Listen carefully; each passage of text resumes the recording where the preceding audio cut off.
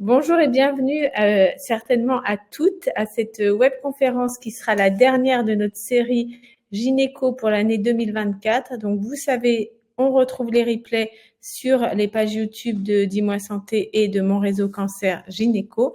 Et donc ce soir, pour parler du cancer de l'ovaire avancé, nous serons entourés du docteur Las. Bonsoir docteur Las, vous êtes chirurgien gynécologue à l'Institut Curie à Paris. Bonsoir, merci d'être avec nous. Nous serons également avec le docteur Cocampo, qui est anatomopathologiste à l'Institut Curie. Bonsoir, merci, vous allez nous expliquer toutes les caractérisations des tumeurs. Voilà. Et enfin, nous serons avec le docteur Bonnet. Bonsoir docteur Bonnet. Vous l'aurez compris, également à l'Institut Curie, parce que ce soir, c'est full équipe Curie. Et donc, le docteur Bonnet est oncologue médical. Merci, docteur Bonnet, d'être avec nous. Je laisse la parole à Laure et je vous souhaite à toutes et tous une très bonne webconférence. Alors, un tout petit mot d'accueil, donc, pour vous toutes patientes ou proches de patients. En fait, c'est notre première webconférence, nous, avec notre nouvelle plateforme, monréseaucancergynéco.org.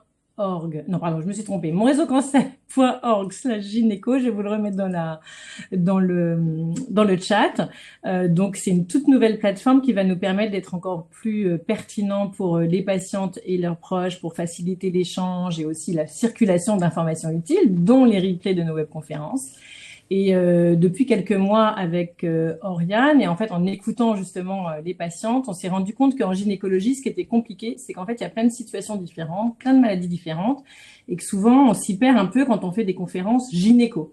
Donc depuis septembre, là, on a fait des conférences vraiment avec un seul thème. Et ce soir, c'est une conférence très importante parce que les cancers de l'ovaire sont malgré tout assez fréquents. Ils sont difficiles à diagnostiquer et finalement, ils sont souvent diagnostiqués aussi dans des formes justement plutôt avancées, voire métastatiques. Et on s'est dit qu'une conférence dédiée uniquement à ces maladies, avec donc 3 spécialistes, elle nous permettrait d'éclairer, d'informer de très nombreuses personnes qui sont à toutes les étapes de ce parcours de soins. Donc, sans plus tarder, on va laisser la parole au docteur Cocampo qui va nous donner, donc déjà, c'est la première fois, moi, que je rencontre un allopathe spécialisé en gynéco, donc je suis très heureuse. Et donc, merci à vous, on vous laisse la parole. Bien, merci beaucoup, merci de nous accueillir tous les 3 pour ce soir. Et oui, donc moi je suis effectivement anatomopathologiste, donc métier du diagnostic central du diagnostic dans les cancers. En particulier, je suis spécialisé en gynécopathologie. Donc on va voir effectivement ce soir présentation un peu de ce que sont les cancers de l'ovaire, puisqu'il y a plusieurs cancers de l'ovaire, je vais y revenir, et comment on les diagnostique, comment on les caractérise, et à quoi ça sert finalement de faire tous ces examens de laboratoire pour avoir un diagnostic. Hop. Donc voilà, on va expliquer ce soir effectivement ce processus diagnostique, c'est de souligner l'importance d'avoir justement un diagnostic qui est précis. Vous allez voir que c'est une discipline qui est très précise, l'anatomopathologie. On doit mettre la maladie de la patiente dans des cases qui ont été définies dans des classifications pour vraiment définir très précisément la maladie qui atteint la patiente. Faut savoir qu'il y a environ 70% des cancers de l'ovaire qui sont diagnostiqués à un stade avancé. On va voir également que ce n'est pas un cancer, c'est des cancers de l'ovaire. Comme je viens de le dire, il y a plein de types différents et qui ont des profils d'agressivité qui sont très différents. Ces profils d'agressivité différents, ça veut dire que la stratégie thérapeutique, elle va être différente, elle va être guidée par ce diagnostic et par des biomarqueurs. On va voir ce que c'est, je vais vous l'expliquer plus tard. Donc, je me présente moi, qui est l'anatomopathologiste. Je suis un médecin qui va étudier les cellules, les tissus pour identifier, pour grader les maladies. C'est un métier un peu de l'ombre, puisque c'est pas quelqu'un que vous rencontrez dans votre parcours patient. Mais on a un rôle central dans le diagnostic. C'est nous qui allons définir si la tumeur est bénigne ou si c'est une tumeur maligne. On va donner le type de cancer, l'histotype, on dit, et puis trouver des critères qu'on voit au microscope, qu'on voit avec des techniques complémentaires pour pouvoir adapter ce traitement. Qu'est-ce qu'on va faire exactement? On va analyser au laboratoire les biopsies, donc les petits prélèvements qui sont pris sur le patient pour faire le diagnostic initial, sur lequel on va aussi pouvoir faire les biomarqueurs. Et puis on va avoir un rôle aussi après ce diagnostic initial, un peu plus tard dans la prise en charge, après la chirurgie, où le but va être de confirmer le diagnostic, de stader la tumeur sur le plan pathologique, de savoir jusqu'où la tumeur est étendue et si les limites d'exérèse sont saines ou non. Donc en quelques mots, le cancer de l'ovaire, donc la définition très simple, c'est un cancer qui va se développer à partir des cellules de l'ovaire et de la trompe. On fait l'amalgame entre les tumeurs de la trompe et de l'ovaire, parce qu'en fait, ce sont les mêmes types histologiques, ce sont les mêmes tumeurs qui se développent dans ces deux organes-là. Vous voyez ici un petit schéma, l'utérus a des tumeurs propres, et la trompe et l'ovaire sont des tumeurs qu'on peut apparenter, on les met dans un même sac, on va dire. Ça représente environ 5200 nouveaux cas par an en France, c'est le 8e cancer chez la femme le plus fréquent. Par contre, c'est malheureusement un cancer qui tue pas mal, puisqu'il y a 4e cause de décès par cancer chez les femmes. Les symptômes cliniques les plus fréquents sont des symptômes qui sont assez peu spécifiques, on va dire, et c'est malheureusement ce qui cause le diagnostic souvent à un stade avancé, c'est que ça évolue souvent à bas bruit, avec des ballonnements intestinaux, des douleurs abdominales, des troubles digestifs. Il peut y avoir du liquide dans le péritoine qui va le faire un petit peu gonfler. Ça peut être des signes qui sont comme ça, pas évidents à diagnostiquer, et en tout cas pas très alertants au début, et qui malheureusement peuvent amener un diagnostic souvent à un stade assez évolué. Donc, comme je disais tout à l'heure, il n'y a pas un cancer de l'ovaire, mais des cancers de l'ovaire. En fait, il y a plusieurs grands types de cancers différents, et tumeurs qu'on appelle épithéliales qui sont les plus fréquentes. Épithéliales, ça veut dire qu'ils se rapportent aux épithéliums. Les épithéliums, c'est tout ce qui tapisse les muqueuses. Et dans la trompe notamment, il y a une muqueuse tubaire, c'est à partir de là que vont se développer la plupart des cancers de la trompe et de l'ovaire. Et puis il y a d'autres types de tumeurs, alors qui ont des noms un peu complexes, les tumeurs germinales, les tumeurs stromales, les tumeurs des cordons sexuels. En fait, ça définit leurs caractéristiques à partir du type de cellules duquel se développent ces tumeurs. Ça, c'est des tumeurs en général qui sont plus rares. Les exemples ici à droite d'images d'histologie, vous voyez, c'est rose, donc c'est des coupes qui sont préparées, qu'on regarde au microscope, et à partir de ces aspects-là, on va pouvoir définir le type de la maladie. Avant le cancer, il y a aussi dans les lésions de l'ovaire des tumeurs qui sont précurseurs ou précancéreuses. On a des lésions qui sont bénignes, qui sont pas forcément évolutives vers des tumeurs intermédiaires ou malignes, qui sont même dans la grande majorité des cas qui sont bénins, qui restent bénins. Donc c'est kystes, qu'on appelle souvent cystadénomes. Alors, il y en a de plusieurs types également, mais globalement, ce sont des tumeurs bénignes. On a des tumeurs qui sont un petit peu intermédiaires, donc qui commencent à être cancéreuses, on va dire, mais sans que ce soit un stade invasif, un stade qui devient plus agressif. Ça, c'est des tumeurs qu'on appelle frontières ou borderline. Et enfin, donc, les tumeurs malignes, les cancers. Donc on a le cancer le plus fréquent, celui dont on va beaucoup plus parler ce soir, notamment sur la prise en charge thérapeutique, puisque c'est le plus fréquent, et aussi parce que c'est un des plus graves, qui est le carcinome séreux de haut grade, qui représente environ 70% des cas de cancer de l'ovaire. Et puis vous avez d'autres types qui sont les carcinomes cellulaires, plus rares, carcinome endométrioïde, qui représentent environ 10% également, des carcinomes séreux de bas grade, carcinome mucineux. Je ne vais pas faire toute la liste, il y a plus de 40 entités de tumeurs malignes au total, si on prend en compte vraiment toutes les tumeurs rares. C'est pas du tout l'intérêt ce soir, mais c'est pour dire que voilà, il n'y a pas un cancer de l'ovaire, il y a beaucoup de cancers de l'ovaire, tous se traitent pas de la même façon, tous n'évoluent pas de la même façon, et c'est vraiment le rôle du pathologiste d'aller mettre le nom de la maladie précisément pour pouvoir finalement orienter la patiente dans un circuit de soins qui est adapté. Alors, les étapes du diagnostic, globalement, vous avez le parcours type, hein, une suspicion clinique à partir des symptômes, on en a parlé, qui vont amener le médecin, alors soit en médecine générale, soit en tout cas le médecin de premier recours à faire des examens d'imagerie, qui vont être l'IRM pelvienne, qui vont être le scanner éventuellement, ça peut être l'échographie, qui va amener, s'il y a des anomalies, à conduire à soit une biopsie d'une cible qui peut être atteinte, soit une exploration chirurgicale, donc en celluloscopie. L'objectif à ce stade-là, c'est d'obtenir un échantillon pour avoir un diagnostic initial et évaluer éventuellement si on va pouvoir opérer la patiente à ce moment-là ou pas. Le docteur Lass en parlera un petit peu plus. Et puis, cette biopsie qu'on a faite, qu'elle soit chirurgicale ou à l'aiguille sous contrôle radiologique, on va l'analyser au laboratoire de pathologie. Donc, c'est là que les pathologistes rentrent en action, on va dire.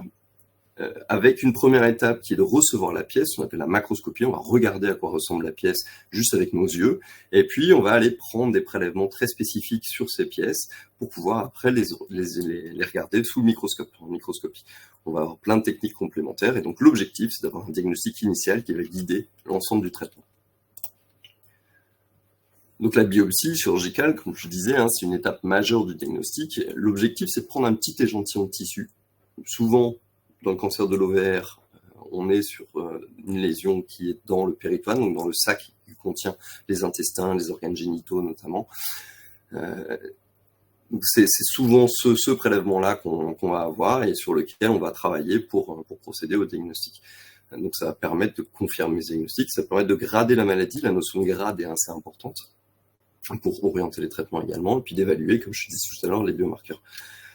Cette biopsie, donc, elle est faite par nos collègues chirurgiens, hein, on va en parler tout à l'heure, et puis elle est transmise au laboratoire. Donc là, il y a des multiples étapes techniques avant que je puisse recevoir finalement la lame ou les images que je vais pouvoir analyser. Avant la microscopie, il y a des étapes techniques indispensables qui prennent entre 5 et 10 jours, avec un résultat en général qui arrive entre 5 et 15 jours. Ça dépend de la situation, ça dépend de pas mal de paramètres qui font que le diagnostic peut être plus ou moins long. Donc c'est un diagnostic qui est assez long en laboratoire.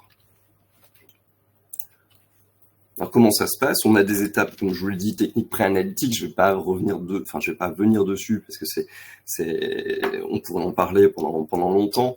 Globalement, l'objectif, c'est de prendre le tissu et de ressortir une lame de verre colorée avec des colorants pour regarder au microscope s'il y a la maladie et comment elle se présente. Donc on va l'observer au microscope. Regarder les cellules, on va regarder si elles sont belles, si elles sont pas belles globalement, ce qui va nous indiquer s'il y a du cancer ou s'il n'y a pas de cancer. Et puis, en fonction de comment les cellules vont s'arranger, en fonction de caractéristiques spécifiques, de leur forme, de leur organisation, de comment ça forme une architecture finalement, ou de leur distribution, tous ces paramètres-là, ça va rentrer dans le diagnostic. Ces choses sont uniquement visuelles. Et puis, ça va permettre d'évaluer également certains paramètres de gravité de la maladie qui sont visibles dès le microscope, qu'on appelle des facteurs histopronostiques, et qui vont permettre de faire ce grade histologique, donc savoir si la maladie est grave ou pas grave. Historiquement, c'est quelque chose qu'on faisait au microscope, hein, donc vous voyez ici en haut à droite, donc on a des petites lames de verre qu'on regarde avec nos yeux, et puis actuellement, les laboratoires sont de plus en plus numérisés, donc en fait, on scanne les lames tout simplement, avec des scanners qui sont des scanners microscopes en fait, qui scannent l'intégralité des lames, et donc on travaille sur ordinateur, ce qui nous amène à accéder à des outils numériques, comme vous pouvez imaginer la transformation numérique qui a lieu dans beaucoup de métiers. Alors, sur ces tissus, une fois qu'on a fait un diagnostic au microscope, en tout cas une première analyse qu'on dit morphologique, puisqu'on a regardé vraiment avec nos yeux à quoi ressemble la tumeur, l'étape suivante, ça va être d'utiliser des techniques avancées, on va dire d'immunohistochimie. Donc c'est une technique très spécifique qui va permettre de cibler des protéines dans les cellules, dans les tissus, ce qu'on appelle des marqueurs. Et en utilisant plusieurs de ces marqueurs, ça va nous permettre de confirmer notre diagnostic, de confirmer ce qu'on voyait en morphologie. Et c'est un point central du diagnostic actuellement en anatomopathologie. Il y a aussi des marqueurs qui vont être utilisés comme des marqueurs pronostiques, c'est-à-dire que s'il y a une expression de cette protéine, de ce marqueur, le tumeur de la patiente, on sait, va moins bien évoluer que si elle n'exprime pas, par exemple, ou l'inverse. Il y a certains marqueurs qui vont être vraiment relatifs au traitement. C'est ce qu'on appelle plus communément les biomarqueurs, globalement. Donc, c'est des marqueurs qui vont prédire s'il y a une bonne ou une mauvaise réponse au traitement.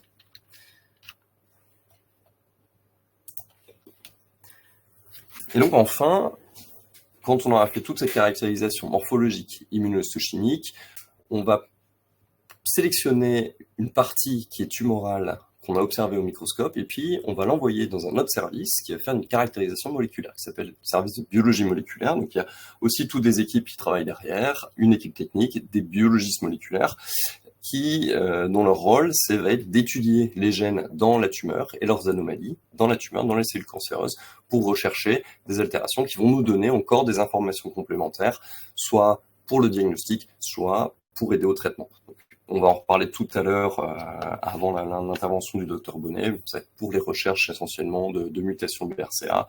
En tout cas, tous des paramètres qui vont permettre d'amener des traitements personnalisés au traitement. C'est aussi des choses qui se font à partir du même tissu et de la même biopsie. Depuis tout à l'heure, on est toujours sur le même matériel. Alors pourquoi on s'embête finalement si fort, parce que c'est vrai que c'est plusieurs jours, plusieurs semaines de travail sur chaque biopsie. Pourquoi est-ce qu'on va les classifier et pourquoi est-ce qu'on essaye de vraiment bien les classifier? C'est que chaque type de cancer, comme je disais tout à l'heure, a des comportements et des réponses au traitement qui sont vraiment différents. Et même dans chaque sous-type, chaque patiente est différente. Et au microscope, nous, quand on regarde une tumeur, même si elle est classée finalement dans la même case, il y a des différences qu'on peut observer. Et ça, c'est parfois, on arrive à identifier des paramètres qu'on retrouve d'une tumeur à l'autre. On dit, tiens, peut-être qu'il y a possibilité de sous-classifier un petit peu plus, de démembrer un petit peu plus certaines de ces tumeurs. Et en fait, c'est comme ça, en sous-classifiant, en démembrant petit à petit. C'est un des rôles du pathologiste aussi en centre expert, ça va être de mieux définir certaines maladies. Donc là, on est plus côté recherche, de préciser les classifications et d'intégrer toutes les données dont on a parlé, immunohistochimiques, moléculaires, et toutes ces nouvelles données au diagnostic de ces tumeurs-là.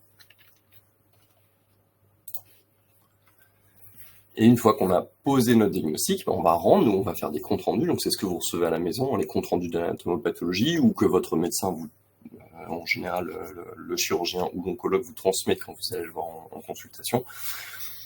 Et donc ce résultat, on va le discuter entre médecins spécialistes de la prise en charge des cancers de l'ovaire, dans des réunions en concertation pluridisciplinaire, donc qui va mêler donc les gynécologues chirurgiens comme le docteur Lass, les oncologues comme le docteur Bonnet, les radiologues, les médecins nucléaires qui ne sont pas là ce soir, mais qui participent aussi aux réunions de concertation pluridisciplinaire, et puis bien sûr les pathologistes comme moi-même. On va tous collaborer, discuter pour définir du traitement. Et sur ce, voilà, c'est une fois qu'on a ce diagnostic, on va pouvoir aller vers la suite de la prise en charge. Je vais laisser le docteur Lass parler pour la suite. Merci beaucoup pour déjà ces informations très claires. On a quelques questions qu'on vous posera donc juste après la présentation du docteur Lass, pour que vous ayez justement bien une vision de comment ça se passe, ce début en fait de parcours. Donc, on prendra vos questions, vous pouvez continuer à les mettre dans l'onglet dédié. Et donc, à vous la parole, docteur Lass. Merci beaucoup. Vous m'entendez? Oui, super. Merci beaucoup. Merci de m'avoir invité à parler ce soir du parcours dans le cancer de l'ovaire avancé. Donc, je m'appelle Enora Lass et je suis chirurgien gynécologue à l'Institut Curie à Paris. Et donc, ce soir, on va parler un petit peu de la chirurgie du cancer de l'ovaire, du parcours de soins et surtout comment se préparer à cette chirurgie. Alors très brièvement, les symptômes du cancer de l'ovaire, déjà, on va commencer du début. C'est souvent des symptômes très peu spécifiques, d'accord? C'est-à-dire qui ne ressemblent à rien et qui ressemblent à tout finalement. C'est un peu de douleur, un peu de constipation, mais finalement qui n'en a pas, un peu de ballonnement, mais finalement qui n'en a pas. Donc on s'en rend compte souvent. Ah mince, on a perdu le docteur Lass. Alors, Voilà. est-ce qu'en attendant, on pose une ou deux questions, Oui. Laure? Oui, je vais poser les questions, je te laisse Voilà, nous comme ça, récupérer le j'essaie de docteur voir où est Lass. le docteur Lass. Et Voilà, voilà. Hop. on fait comme ça. Donc, quelques questions de vocabulaire. Déjà, est-ce que vous pouvez nous dire qu'est-ce que ça veut dire résécable et qu'est-ce que ça veut dire grade? Parce qu'on voit haut grade, bas Bien grade. sûr. Peut-être qu'on va en reparler tout à l'heure, mais Ah, voilà. revoilà le J'ai docteur été Lass. déconnectée, je suis désolée, je sais pas ce qui s'est passé, d'un coup ça s'est arrêté d'un coup. Question tout à l'heure. Ok, à vous. On Ouais, recommence. désolée. Voilà. Donc on se rend compte souvent tard, et donc ça a son importance pour la chirurgie. La preuve, Décidément. Donc, du coup, Aurélien, Bon, ça a l'air d'être assez stable à Curie. Vous êtes loin les bureaux les uns des autres? Non, normalement, le réseau est effectivement de qualité, c'est surprenant. Ouais. Sinon, on lui dit de venir faire la conférence dans un de vos bureaux. Alors, haut grade, bas grade. Co-grade, bas grade, effectivement. Donc, il y a ça veut dire beaucoup de choses, en fait. Ça veut dire des choses différentes en fonction de la maladie. Quand on parle de carcinome séreux, il y a deux grandes maladies différentes qu'on appelle les carcinomes séreux de bas grade et les carcinomes séreux de haut grade, qui sont des maladies qui ont une origine différente, des données moléculaires différentes, un aspect histologique qui est différent. Et ces deux tumeurs-là, vraiment, elles sont différentes. Alors, elles ont ce terme parce que historiquement, elles étaient très liées. Mais maintenant, on fait vraiment le distinguo entre ces tumeurs-là, entre ces deux types de tumeurs qui sont vraiment des cancers qu'il faut considérer comme différents. Cancer de bas grade et de haut grade. Je vois qu'on a retrouvé le docteur Lass. Je finis juste ma phrase. Et puis, il y a d'autres situations, d'autres cancers où finalement, ce terme de grade, il va être uniquement présent pour donner une notion de gravité. Et ça, c'est le cas d'autres types de cancers, pas dans les carcinomes séreux, dans d'autres types de carcinomes endométrioïdes, par exemple. On va aussi parler de grade, et là, la différence entre haut grade et bas grade, elle va être juste sur l'agressivité, finalement, de cette maladie qui va rester dans la même entité. Ça va être resté la même maladie. Merci beaucoup. Donc, on redonne la parole au je docteur. comprends pas. Pourtant, j'ai une bonne connexion Internet, mais dès qu'on met mon PowerPoint, je déconnecte. Mais au pire, je rejoindrai le docteur Bonnet qui va proposer son aide si jamais ça rebug une dernière fois. Donc, je continue. On s'en rend compte toujours tard.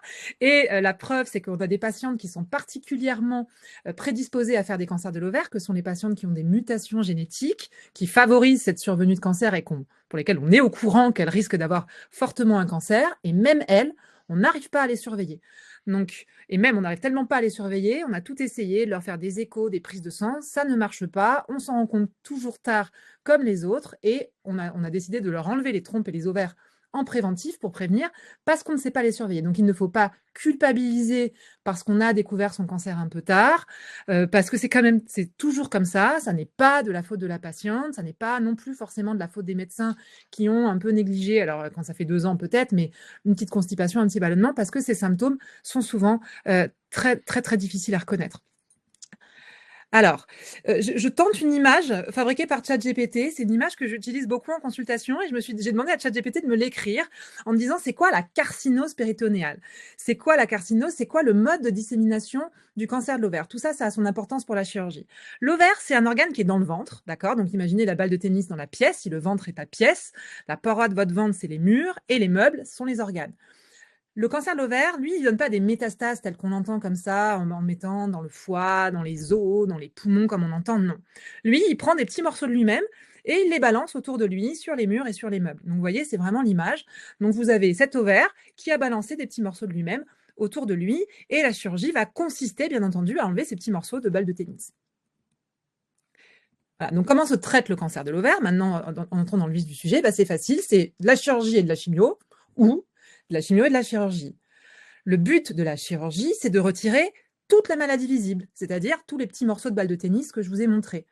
Et donc finalement, l'ordre, c'est-à-dire si on décide de faire la chirurgie en premier ou la chimio en premier, dépend de la possibilité d'enlever toutes les petites balles de tennis. Si on peut le faire, il faut tout enlever. Il ne faut pas laisser de jaune.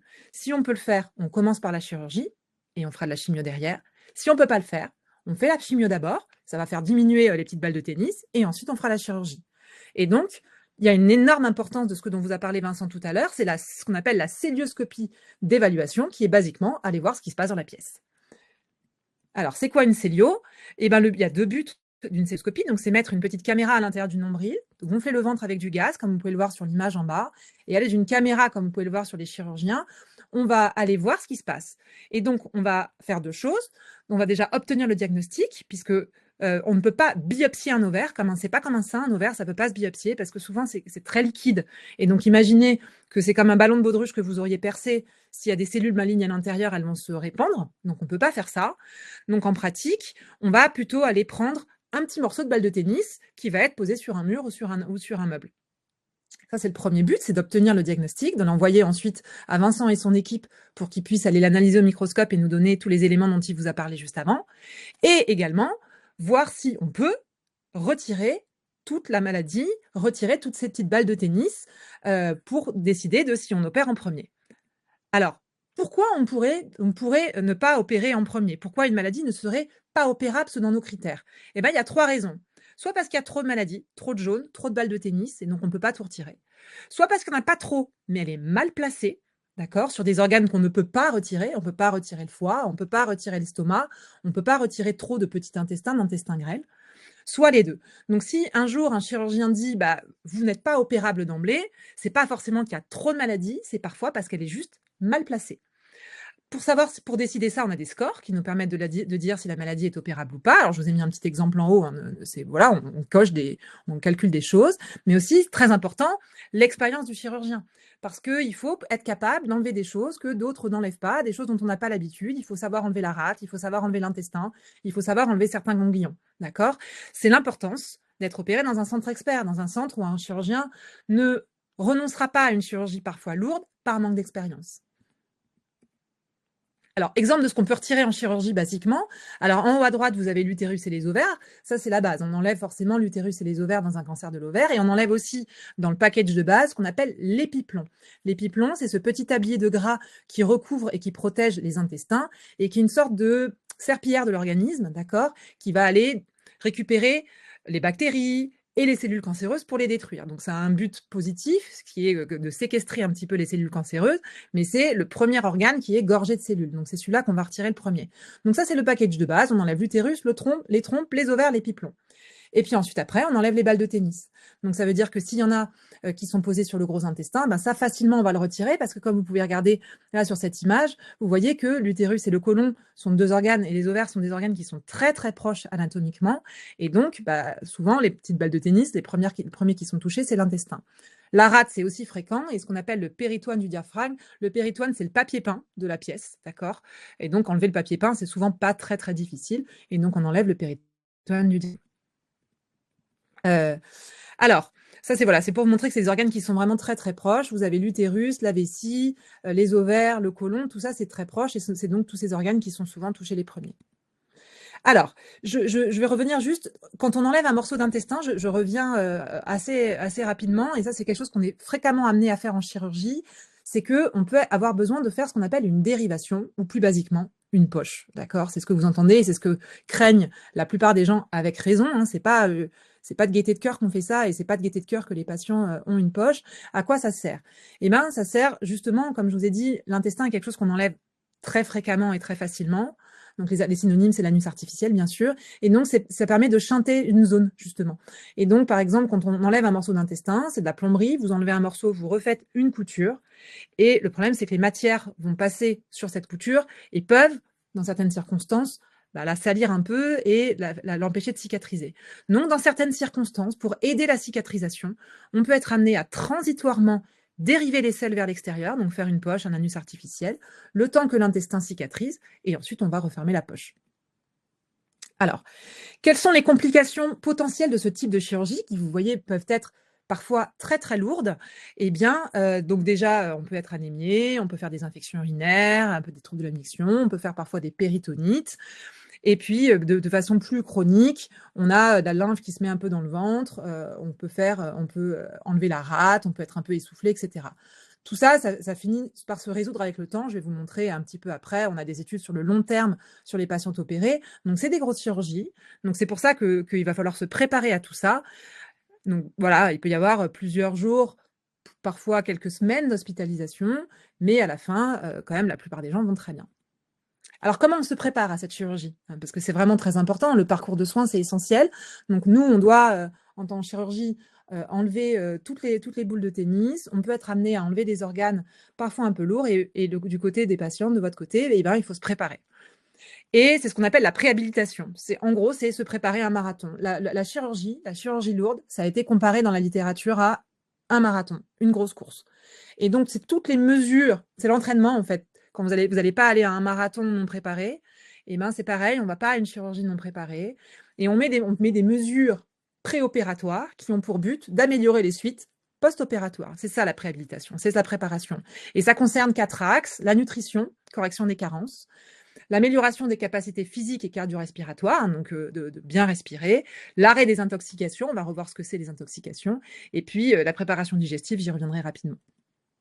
Alors la dénutrition, ça augmente beaucoup le risque de complications. On cicatrise beaucoup mieux sur tous les organes quand on est bien nourri. Alors le problème de ce genre de cancer, c'est que déjà le cancer, ça entraîne une perte de protéines et donc une dénutrition avec ce qu'on appelle l'acide, le liquide qu'on a dans le ventre, mais aussi parce que on a moins faim. On a moins faim parce que la maladie appuie sur l'estomac, on a moins faim parce qu'on est fatigué, on a moins faim pour plein de raisons, et donc on arrive dénutri. Et donc nous, notre but, c'est de dépister ça et de faire des renutritions. Le plus souvent, c'est oral, avec des compléments alimentaires ou alors un régime alimentaire fractionné si jamais c'est difficile de manger un repas entier. Plus rarement par les veines. Souvent, on y arrive par l'oral.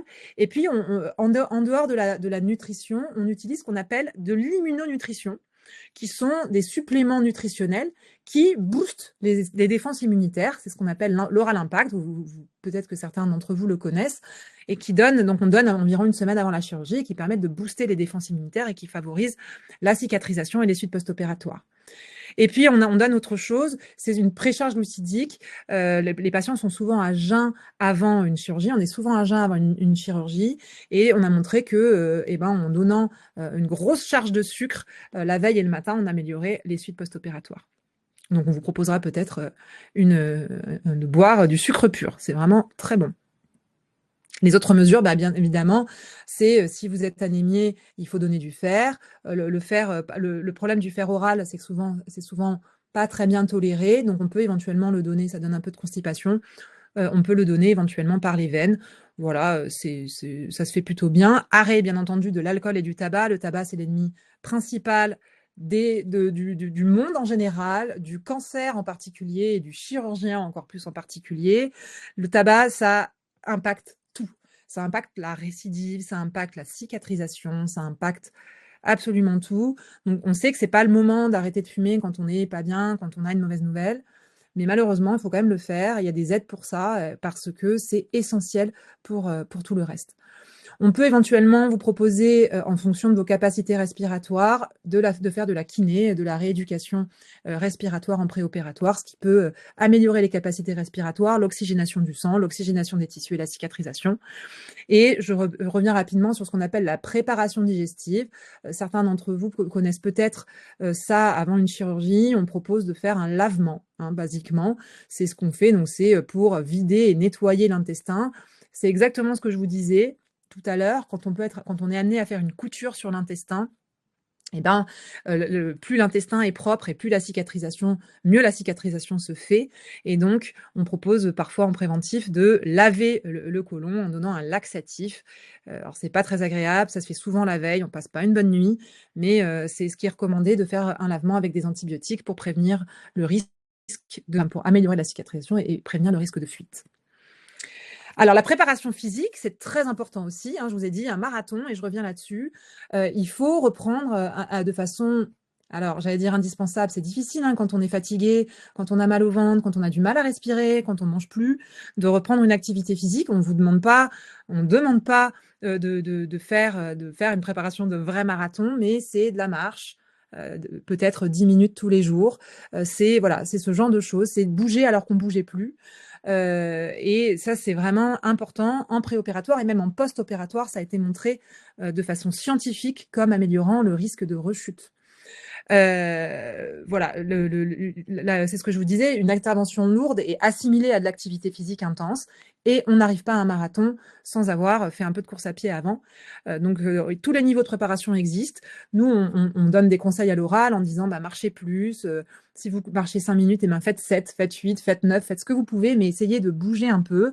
Et puis, parfois, on peut, voilà, tous les niveaux, ça va juste du conseil à organiser des programmes de haute intensité encadrés par des coachs. Maintenant, on peut prescrire du sport et c'est vraiment très important. Donc la stomie, j'y reviens parce que je pense, c'est une vraie question qui revient. C'est c'est vraiment quelque chose qui arrive quand on fait une chirurgie d'ovaire. Et le plus souvent, ça a été prévu. Normalement, le chirurgien a anticipé le fait que ça puisse arriver. On ne peut jamais être sûr que ça arrive, on ne peut jamais être sûr que ça n'arrive pas. Donc souvent, on en discute. On dit, voilà, si on est amené à vous faire une résection de l'intestin, on pourra éventuellement, selon les conditions de la chirurgie, décider de dériver les selles et de faire une poche.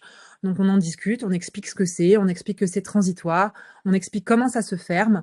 On fait rencontrer ce qu'on appelle les stomathérapeutes, qui sont les infirmières ou les spécialistes des dérivations, quelles qu'elles soient, dérivation urinaire ou digestive, on n'a pas parlé des urinaires, mais c'est la même chose, et qui, pareil, explique, vous montre ce que c'est qu'une poche, comment on l'utilise, que c'est bien opaque, qu'il n'y a pas d'odeur, etc., qu'on peut avoir une vie normale. Alors, dans l'ovaire, plus souvent, on referme ces poches-là, elles sont transitoires, mais il y a clairement, authentiquement, des cancers pour lesquels on les ferme jamais, avec des gens qui ont une vie normale et qui vont à la piscine et qui partent en vacances et qui sortent au théâtre, et ça se passe bien, d'accord, mais ça s'anticipe. La veille de l'opération, on fait des repérages, c'est-à-dire qu'on voit avec vous quel est l'endroit qui sera le plus pratique pour ensuite, après, que l'autonomie soit la plus complète sur ce genre de situation. Ça reste l'angoisse principale des gens. On peut, sur une consultation de 45 minutes, avoir parlé d'ablation de la rate, de complications, etc. Et la seule chose que les gens retiennent la plupart du temps, alors que c'est pas du tout sûr, c'est la dérivation, ce qui est largement compréhensible. C'est une modification d'anatomie, c'est quelque chose qui est compliqué à appréhender, donc il ne faut pas hésiter à s'informer, à anticiper et à en discuter avec votre chirurgien s'il y a des craintes qui surviennent. La poche, ça se ferme de façon très simple, ça souvent par rapport direct, c'est-à-dire qu'en fait, vous ne reprenez pas du tout la cicatrice que vous aviez sur le ventre, on reconnecte juste l'intestin directement, et ensuite après on reprend son transit et tout se passe bien. Alors, j'ai revenu, quelle est la qualité de vie après chirurgie du cancer de l'ovaire? Je vous ai parlé de choses qui peuvent être parfois impressionnantes, mais en pratique, déjà, c'est un très bon traitement du cancer de l'ovaire. Le cancer de l'ovaire, voilà, c'est un cancer qui répond bien à la chimio, dans sa forme la plus commune, bien sûr, et pour laquelle la chirurgie améliore quand même grandement le pronostic et la survie. Et quelle est la qualité de vie qu'on peut attendre après ce genre de chirurgie? Il y a quand même des facteurs qui permettent de dire que les gens vont aller un peu moins bien. Souvent, les patientes qui étaient plus jeunes sont plus sensibles à avoir un retentissement psychologique, un retentissement sexuel, mais tout ça, ça s'accompagne. Hein. Tout ce que je vous dis, c'est pas pour vous dire c'est condamné. Les troubles sexuels, ça s'accompagne. Il y a des solutions, les troubles psychologiques, ça s'accompagne. Donc, il faut juste les dépister, en parler, et on a une solution à chaque problème. Pareil, le nombre de traitements de chimiothérapie, dans le cas où on aurait commencé le traitement par de la chimiothérapie avant d'arriver à la chirurgie, on arrive un peu plus fatigué forcément à la chirurgie. On a des petits symptômes qui peuvent être liés à la chimio et on est un petit peu plus fatigué, mais c'est pareil, rien d'insurmontable.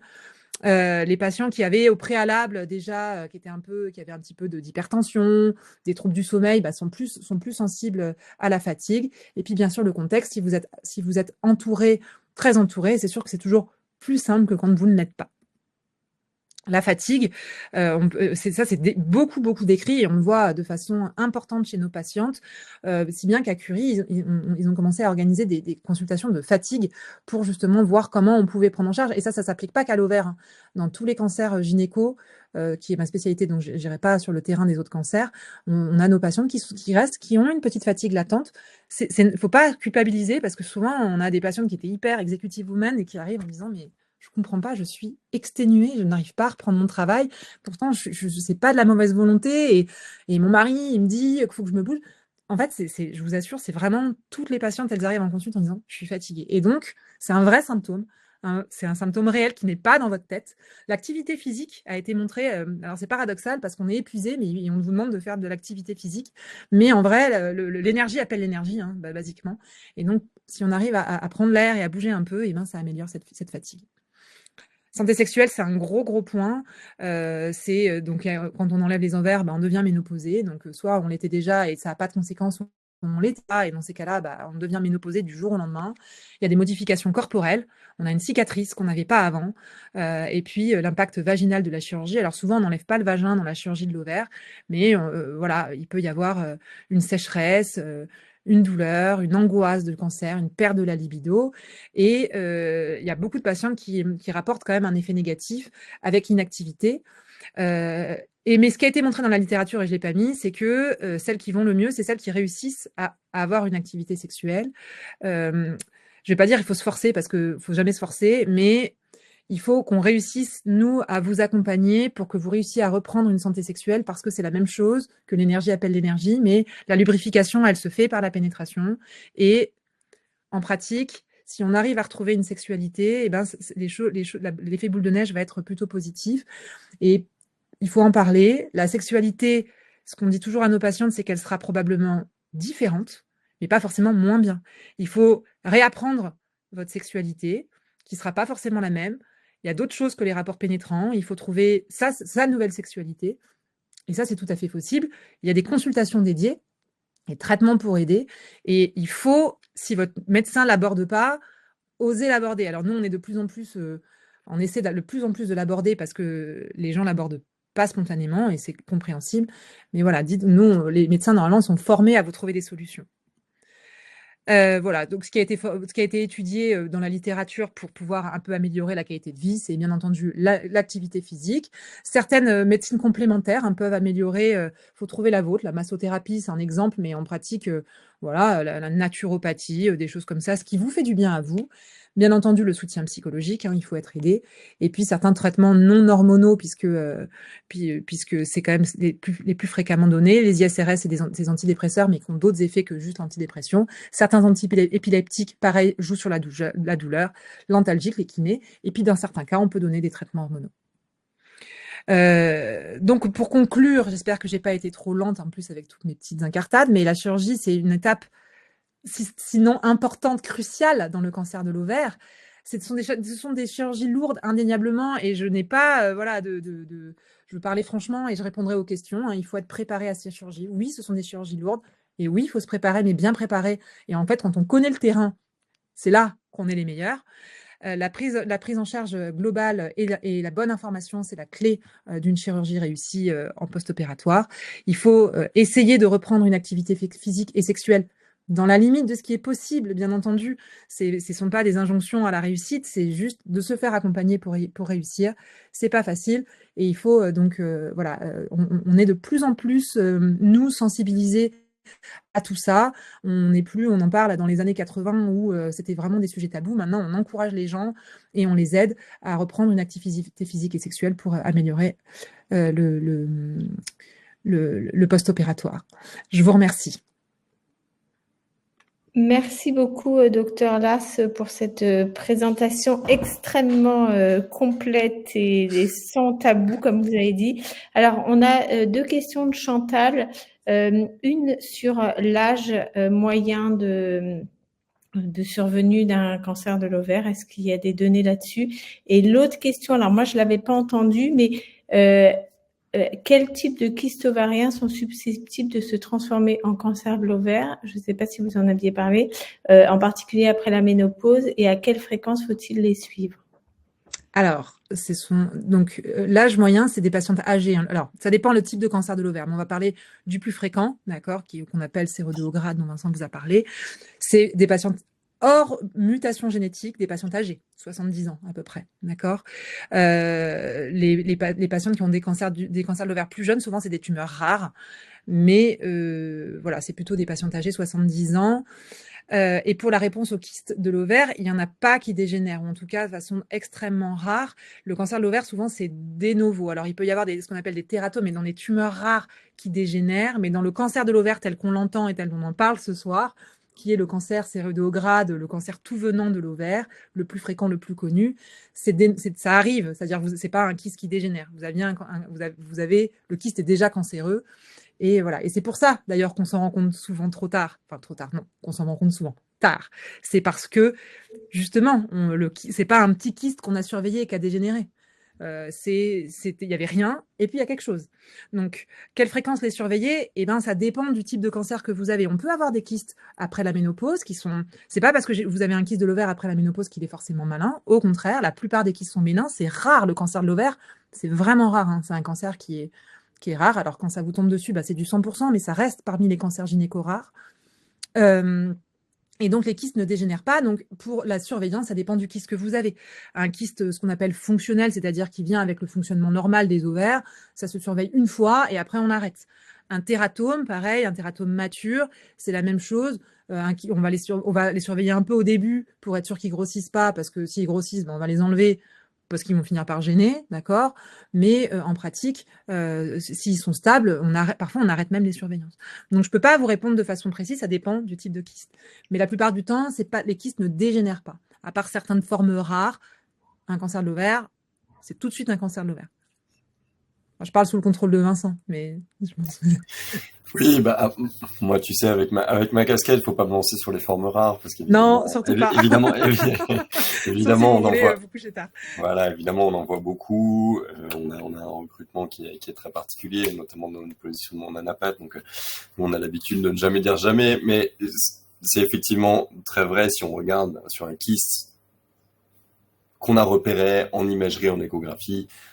On peut considérer que la grande majorité des cas, c'est des kystes bénins, effectivement. Alors, le temps file terriblement vite et on a encore beaucoup de choses à apprendre ce soir. Donc, moi, je vais juste poser une question qui est assez générale, mais qui me paraît importante. C'est finalement, où est-ce qu'on se fait opérer? Où est-ce qu'on peut savoir? Parce qu'en fait, c'est une des difficultés dans les cancers gynécologiques, c'est d'être adressé notamment pour une bonne caractérisation et une chirurgie de qualité. La chirurgie de qualité, c'est vraiment un facteur, on va dire aussi, de réussite d'une bonne prise en charge et très important pour les patients. Mais évidemment, quand on tombe malade, on n'a pas prévu de tomber malade, donc on ne sait pas forcément où est-ce qu'on se renseigne, où sont les centres experts. Est-ce que vous pouvez nous donner cette information-là? Et puis après, je propose qu'on reprenne le cours et on prendra toutes les autres questions, si vous voulez bien, un peu en retard, si vous voulez. Non, Oriane, tu veux pas? Oui, donc très très rapidement, il y a pas de liste de centres experts. Alors il va y avoir le gouvernement réfléchit à des seuils, enfin plus que réfléchit, hein, ça va être mis en place où il faudra opérer un certain nombre. Alors je pense que c'était 20 au dernier brainstorming, mais au moins 20 cancers de l'ovaire par an pour pouvoir être centre accrédité. Alors c'est pas que la chirurgie, hein, le cancer de l'ovaire, il y a la chimio, la napate, il y a la génétique. Donc bien sûr que c'est pas nous chirurgiens qui faisons à nous seuls l'expertise du centre, mais c'est sûr et certain que le cancer de l'ovaire est une maladie rare et les choses rares doivent être centralisées. Parfois ça fait hurler quand on dit ça, mais c'est clair, on fait bien ce qu'on fait souvent, et quand on en fait un par an, on peut pas bien le faire. Mais moi, il y a des choses bénignes que je ne ferai jamais parce que c'est pas mon domaine. Et donc c'est difficile d'avoir la liste. Grosso modo, les médecins traitants, les gynécos sont un peu au courant ils ont leurs correspondants, donc n'hésitez pas à vous tourner vers eux. Les pharmaciens, parfois, il n'y a pas de liste sur Internet, hein, sinon je vous dirais. Je peux pas vous dire les centres de lutte, parce que bien sûr, les centres de lutte contre le cancer de vos régions sont évidemment des centres de référence, vous pouvez y aller les yeux fermés, mais il y a d'autres centres, et après on va encore nous accuser de faire du centrisme. Donc non, il y a plein d'autres centres autres que nous qui traitent extrêmement bien et de façon tout à fait compétente les cancers de l'ovaire.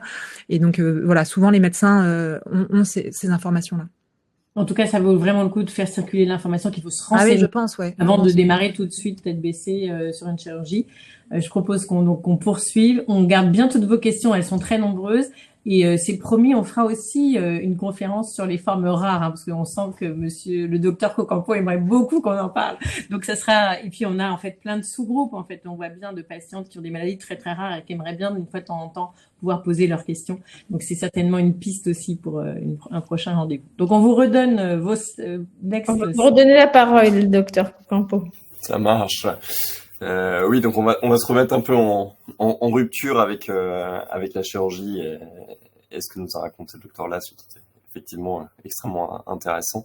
Et on la remercie beaucoup. Pour là, l'objectif, ça va surtout être de préparer l'intervention du docteur Bonnet avec des paramètres qu'on étudie sur les cancers de l'ovaire. Donc là, on va essentiellement rester sur la forme la plus fréquente, hein, comme on l'a dit tout à l'heure, le cancer de l'ovaire de haut grade, le carcinome séreux de haut grade. Et donc quelques paramètres qui sont très importants dans ce type de cancer pour orienter le traitement et les chimiothérapies notamment. On va aborder un concept, alors avec des gros mots. C'est une partie qui est quand même un peu plus compliquée, on va essayer de la faire très simplement, parce que c'est vrai que quand on rentre dans le diagnostic moléculaire, quand on rentre dans des techniques qui sont assez difficiles à appréhender, y compris pour le corps médical, donc pour le côté patient, c'est vrai que c'est extrêmement complexe à comprendre, parce que c'est des systèmes biologiques qui sont très complexes à la base, et qu'on va les utiliser finalement, et utiliser ces systèmes biologiques pour traiter, donc pour regarder si les traitements vont fonctionner ou pas.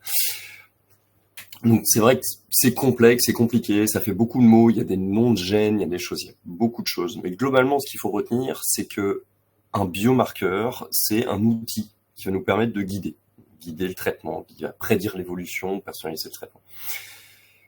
Dans le cancer de l'ovaire, l'objectif, c'est surtout, comme on l'a dit tout à l'heure, hein, c'est diagnostic et identifier des options thérapeutiques qu'on dit personnalisées, ce qu'on appelle un peu la médecine personnalisée maintenant.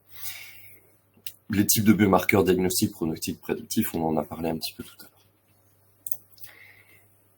En première intention, quelque chose qu'on peut parler de biomarqueur, qui est plutôt un marqueur qu'on va utiliser alors qu'on mesure au diagnostic, mais qui va être utilisé pour le suivi, qui est un biomarqueur qui se trouve dans le sang, un biomarqueur clé dans le sang qu'on appelle le CA125.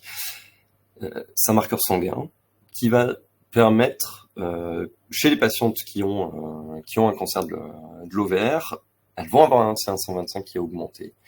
Et quand on va traiter la patiente, on va regarder la cinétique, le taux de CA125 dans le traitement, qui va permettre de suivre la réponse au traitement. Et puis, à plus long terme, on va continuer à surveiller le CA125. S'il est normalisé, on va regarder si à un moment ou à un autre, ça remonte. Si ça remonte, ça va permettre de détecter les rechutes. Donc, l'objectif, ça va être de faire des prises de sang régulières pour essayer de regarder si on a ce paramètre qui est vraiment un paramètre qui augmente, certes, dans le cancer de l'ovaire, mais qui n'est pas très, très spécifique. Ça peut augmenter dans les lésions non cancéreuse ou précancéreuse de l'ovaire. À lui tout seul, il fait pas un diagnostic de rechute, il fait pas un diagnostic de récidive, mais c'est un signe d'appel. Ça peut aussi augmenter dans d'autres cancers que le cancer de l'ovaire. Ça peut être augmenté dans le cancer du pancréas, dans d'autres cancers qu'on retrouve dans la cavité abdominale. On peut avoir des augmentations du CA125. Donc, c'est pas un paramètre à regarder de manière stricte. Par contre, c'est un paramètre important de suivi de la réponse au traitement et de la détection des rechutes. On bascule sur quelque chose de complètement différent. On a déjà parlé, j'ai vu qu'il y avait des questions dans le chat aussi, sur les biomarqueurs génétiques, donc essentiellement les facteurs qui sont soit des facteurs de prédisposition, puis on va le voir après, c'est aussi des facteurs qui sont dans la tumeur. On parle souvent des mutations BRCA1, BRCA2 qui sont les plus connues. On va d'abord prendre le prisme des mutations dites germinales. Donc germinales, ça veut dire héréditaire. C'est mutations qui sont présentes dans toutes les cellules du corps, pas que dans la tumeur, qui sont héritées des parents. Le fait d'avoir ces mutations BRCA germinales, ça augmente le risque de cancer. Alors, pas que le cancer de l'ovaire, cancer du sein, cancer du pancréas, cancer de la prostate, chez l'homme notamment. C'est une augmentation de risque donc, qui est variable en fonction du gène BRCA1, BRCA2, puis il y a d'autres gènes de prédisposition que j'ai mis ici en bas, RAD51C, 51D, je ne vais pas tous les citer globalement, et la pénétrance est différente, c'est-à-dire que en fonction du gène qui est atteint, le risque de développer un cancer de l'ovaire va être différent. En particulier BRCA, qu'est-ce que c'est ? BRCA, c'est un gène qui va être impliqué dans la réparation de l'ADN. En fait, à l'état normal, quand vos cellules se divisent, se répliquent, ce qui arrive tout le temps dans le corps, hein, le tissu se régénère très très fréquemment. Quand on va avoir cette division, c'est ce qu'on appelle la mitose des cellules, l'ADN peut être abîmé au moment de la mitose, au moment de la réplication. un des mécanismes, il y a plein de mécanismes de réparation, et ça s'abîme tout seul. C'est vraiment, il n'y a pas de facteur forcément qui induit ça. Mais la machinerie est pas tout à fait parfaite, donc de temps en temps, il y a des erreurs qui se passent. Et il peut y avoir des cassures de l'ADN. Et donc, il y a un des mécanismes pour réparer ces cassures, c'est le système qu'on appelle recombinaison homologue. Ce système, c'est le système qui implique les gènes et les protéines BRCA, BRCA1, BRCA2.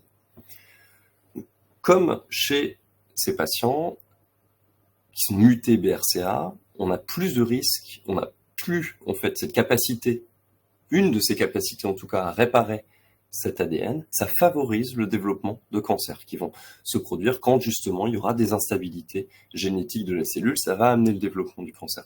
Et c'est finalement la présence de ces mutations à l'état germinal, ça va favoriser le développement de ces cancers-là. Ça ne veut pas dire qu'il y en aura forcément, mais ça le favorise.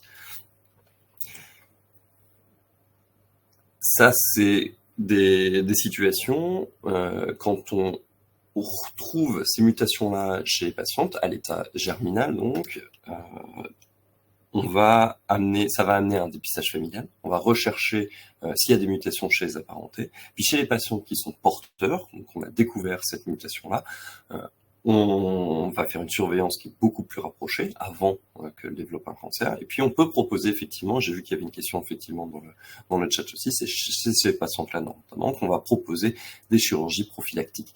Ça se passe dans des parcours de soins particuliers avec des consultations particulières. Je ne sais pas si Clément va en parler. Sur des patientes qui sont dites à risque. Et dans ces cas-là, effectivement, il y a des situations où on peut proposer des chirurgies en prévention pour enlever les ovaires et les trompes, éventuellement enlever les seins également. Et puis, ça a une implication thérapeutique également dans le cancer de l'ovaire. Ces patientes qui ont des mutations BRCA1, BRCA2 germinales, on sait qu'elles vont avoir une bonne réponse à certains traitements, les inhibiteurs de PARP dont va parler Clément juste après.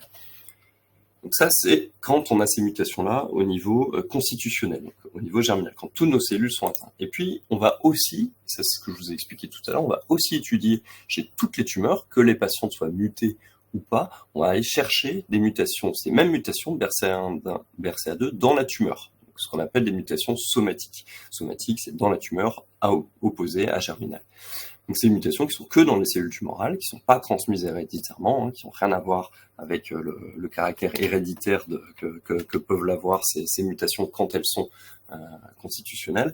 On les retrouve, les mutations BRCA1 et 2, dans 6 à 7% des cancers de l'ovaire. Et puis comme je vous ai expliqué juste avant, c'est des gènes qui sont impliqués dans la réparation des cassures de l'ADN et qui conduisent à une instabilité génomique. Cette instabilité génomique, ce qu'on appelle la déficience de la recombinaison homologue, HRD, c'est un mot que vous allez entendre souvent, on va en parler juste après, qui est donc la conséquence de ces mutations BRCA1, BRCA2.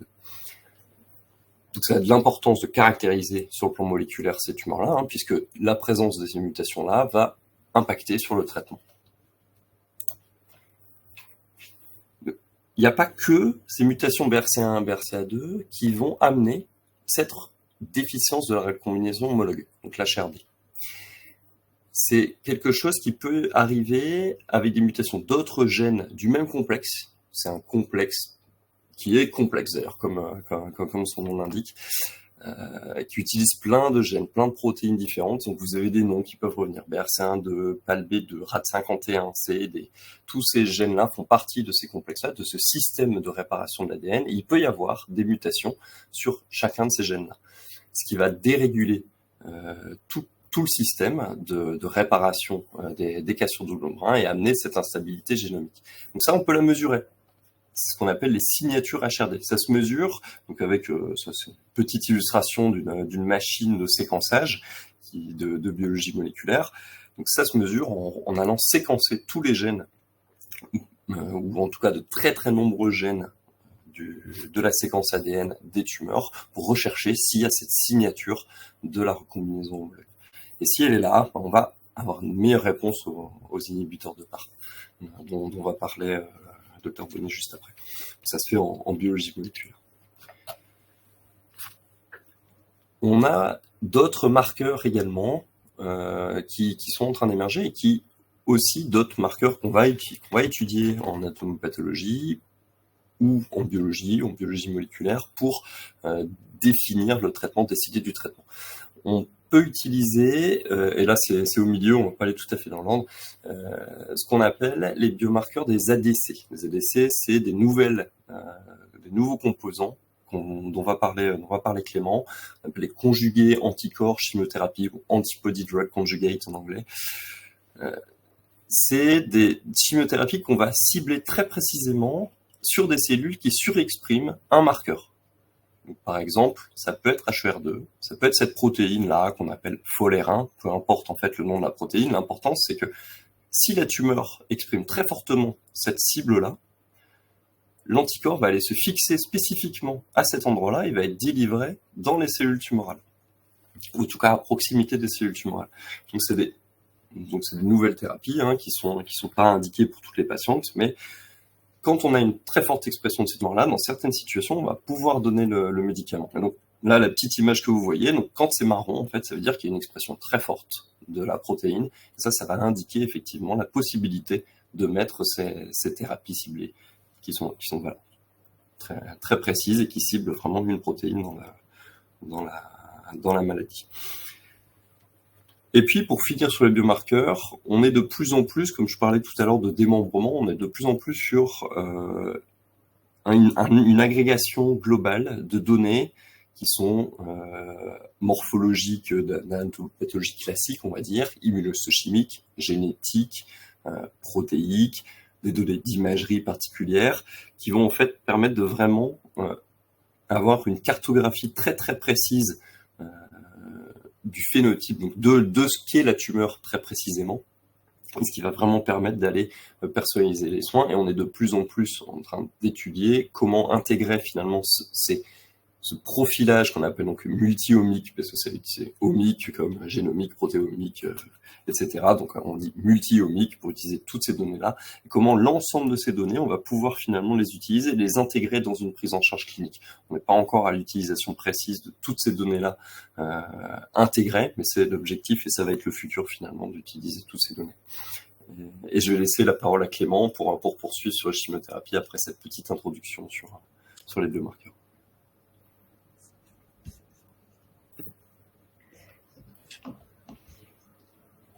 Docteur Bonnet, on va vous mettre vos slides. Jade, si tu peux mettre les slides, s'il te plaît.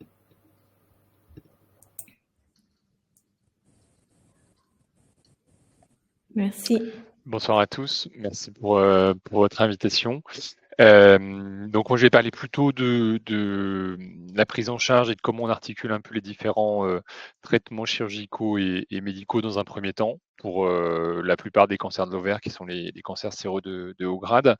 Et dans un second temps, on verra un petit peu la place qu'ont les différents traitements de maintenance qui sont utilisés en traitement standard à l'heure actuelle et éventuellement on va dire, différentes questions qui vont se poser dans l'avenir, que ce soit sur l'articulation des différents types de traitements en cas de rechute et les nouveaux types de traitements un peu plus récents comme les anticorps conjugués. Je vais passer rapidement parce que mes collègues en ont déjà parlé.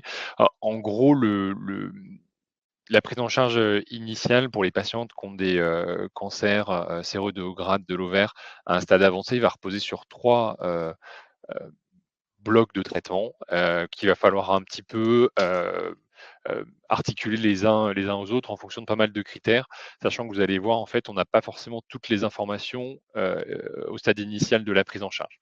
C'est ça parfois qui est un petit peu difficile alors à comprendre parfois par les équipes médicales, mais aussi par les patientes, à un moment où effectivement il y a beaucoup de choses qui leur tombent dessus, entre le diagnostic, les 15 interlocuteurs qui voient à l'hôpital et qui succèdent.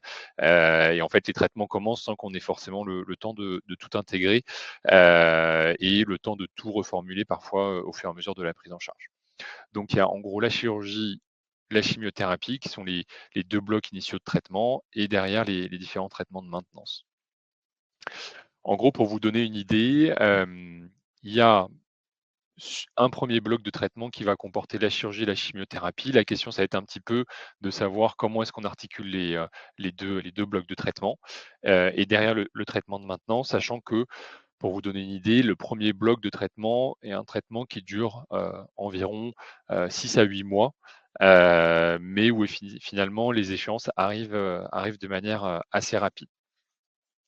En termes de terminologie, il y a plusieurs choses qui vont se poser. Pour la chirurgie, il y a la question de savoir si on l'a fait dès le diagnostic. Est-ce qu'on l'a fait au milieu de la chimiothérapie? C'est ce qu'on appelle la chirurgie intervallaire ou éventuellement, une chirurgie de clôture, donc après les 6 chimiothérapies initiales. L'objectif, et Noralas en a parlé, c'est vraiment que la chirurgie, elle puisse être complète, c'est-à-dire qu'il y ait l'ensemble des lésions dans le péritoine qui puissent être enlevées, et sachant qu'effectivement, il y a une importance sur le volume du centre chirurgical, que ce soit pour la qualité de la chirurgie, mais aussi pour, on va dire le fait que les choses se passent de manière fluide entre, les équipes, d'anatomopathologie et des biologistes moléculaires et l'équipe d'oncologie médicale. La chimiothérapie, on va parler soit de chimiothérapie première ou néoadjuvante quand on commence par la chimiothérapie, ou de chimiothérapie adjuvante quand elle est faite après la chirurgie. Et l'objectif, c'est effectivement de faire entre 6 à 8 cycles de chimiothérapie avec des chimiothérapies qui sont espacées de 3 semaines. Et derrière, il y a la question d'un éventuel traitement de maintenance avec 2 possibilités, soit un traitement par anti-angiogénique avec des médicaments qui vont gêner la prolifération des vaisseaux sanguins produits par les cellules tumorales et les inhibiteurs de PARP qui sont des traitements oraux dont on va parler un peu plus tard. Et donc à partir de là, il y a 3 situations. Soit on peut faire la chirurgie d'emblée, dès le diagnostic et dans ces cas-là, c'est plutôt l'option qui est privilégiée. Et dans ces cas-là, les patientes passent dans le circuit chirurgical. On les voit après pour la séquence de chimiothérapie et après, on leur propose ou pas un traitement de maintenance. Si la chirurgie initiale n'est pas possible parce que la maladie est trop étendue, la chirurgie complète n'est pas possible ou parce qu'il y a un risque anesthésique à cause d'une thrombose ou d'autres problèmes anesthésiques, on essaye si possible de faire une chirurgie au milieu de la chimiothérapie. Ce qui laisse le temps de planifier la chirurgie, pardon, après le début de la chimiothérapie, mais avec finalement des échéances qui arrivent assez vite parce que après ces 3 premiers cycles de chimiothérapie, il va falloir programmer un scanner, une discussion avec les chirurgiens et potentiellement une exploration avec une nouvelle cystoscopie. Et la dernière option qui est, si jamais la chirurgie n'est pas possible ni au début de la prise en charge, ni après 3 cycles de chimiothérapie, d'essayer de la planifier à la fin des 6 cycles de chimiothérapie, sachant que c'est possible dans ces cas-là qu'un traitement chirurgical ne soit pas forcément possible. Donc à partir de là, la question c'est comment est-ce que on essaye de choisir et de proposer une prise en charge aux patientes, sachant qu'au diagnostic, on n'a pas forcément tous les éléments à notre disposition pour notamment choisir les traitements de maintenance ou par exemple de savoir si on fera une chirurgie d'intervalle ou une chirurgie de clôture. Donc il y a au début de la prise en charge, les informations qu'on a sont généralement l'état de forme de la patiente, les symptômes et l'étendue de la maladie. Les chirurgiens nous renseignent sur le fait que la chirurgie puisse être complète ou pas, qui sont globalement les facteurs les plus importants pour choisir entre la situation 1 ou la situation 2, où on commence par la chimiothérapie.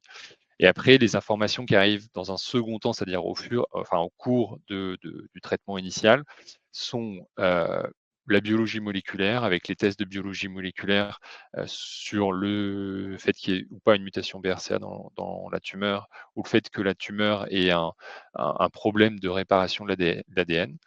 Ça, généralement, c'est des tests qui vont prendre entre 4 à 8 semaines en fonction des centres et des techniques qui sont utilisées, mais généralement, on n'attend pas d'avoir le résultat pour commencer le traitement, les patientes ayant généralement quand même une maladie symptomatique.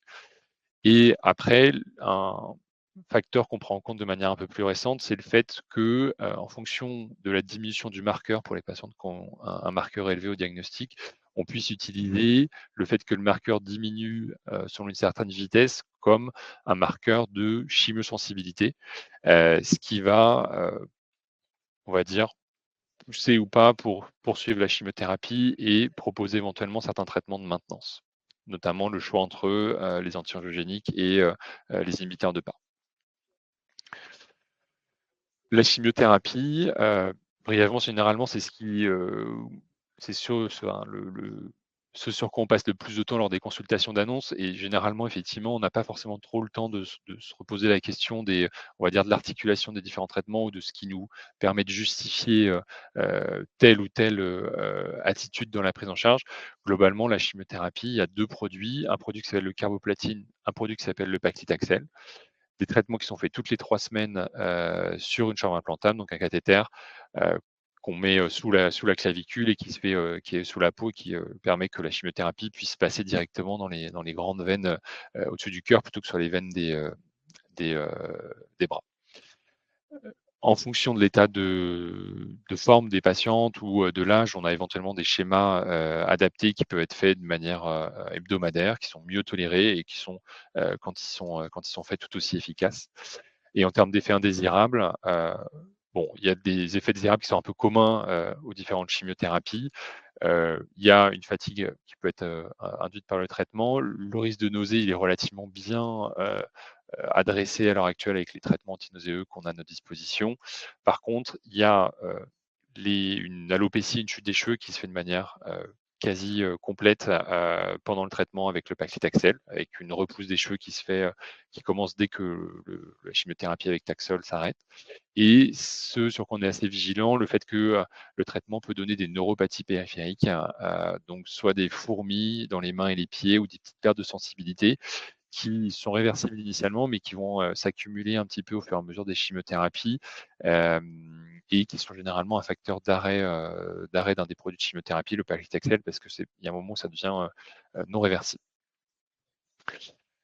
Dans les traitements de maintenance, donc il y a 2 options, soit les anti-angiogéniques, soit, les inhibiteurs de PARP. Les anti-angiogéniques, le bevacizumab, le but c'est, d'essayer de, limiter la production de vaisseaux qui vont alimenter les cellules tumorales. Heu, Généralement, on réserve le traitement aux patientes qui ont encore des maladies en place, donc soit les patientes qui n'ont pas été opérées, soit les patientes qui ont une maladie, en dehors du péritoine après la chirurgie, soit des ganglions, au niveau, du thorax, soit éventuellement des lésions au niveau du foie. Sachant que le traitement se fait, toutes les 3 semaines en hôpital de jour. C'est pas du tout de la chimiothérapie, donc il y a pas du tout les mêmes, effets indésirables et on peut tout à fait le commencer, sur la deuxième partie de la chimiothérapie à partir du 4e cycle. En termes d'effets indésirables, c'est un traitement qui va se prendre de manière prolongée pendant au moins 1 an généralement, avec une toxicité qui est plutôt vasculaire et généralement un peu cumulative. On est assez vigilant au fait que la tension artérielle, se majeure pas trop pendant le traitement.